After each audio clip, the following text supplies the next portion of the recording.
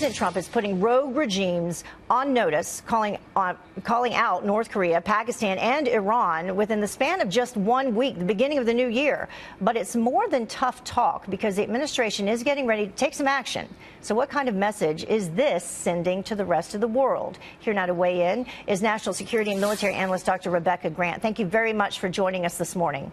Good morning, Heather. So what a way to start the new year. I mean, foreign policy front and center for sure for this administration. And you say that the way the president and this administration responds to these issues, Iran specifically, is just as important as to how they've dealt with ISIS. Right, Heather, because we're moving into the next chapter. And what I see here is President Trump could spend all day working these foreign policy crises. What he's done is he's put each of these nations on notice in a different way.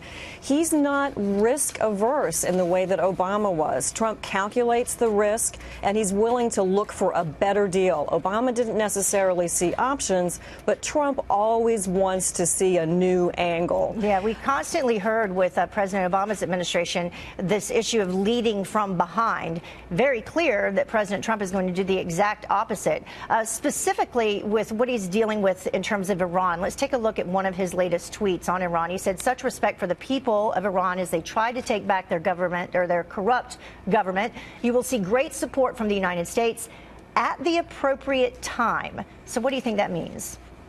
I love it. Once again, he's being correct, but he's also being cautious. So he wants the people of Iran to know that we remember their tremendous culture, that they have a bright future, but he's really putting the mullahs on notice as well. But he's not overstepping the bounds. He's not making any threats. He's letting events in Iran unfold, but knowing that the U.S. and other nations around the world support a better future for Iran at some point in time. Now, Iran, you know, is the Walmart for terrorists. So don't forget that Iran is in a little Cold War with Saudi Arabia, and we also see our U.S. forces facing Iranian-made equipment on the battlefield. Back this summer, one of our pilots had to shoot down an Iranian drone that had attacked our forces in Syria. So Iran is a real problem, and their reach for ascendancy in the Middle East is something that Trump is determined to head off. Yeah, something else, another area that's been a problem with terrorists. I mean, Osama bin Laden was hiding out there. Pakistan, the president has said that he is going to cancel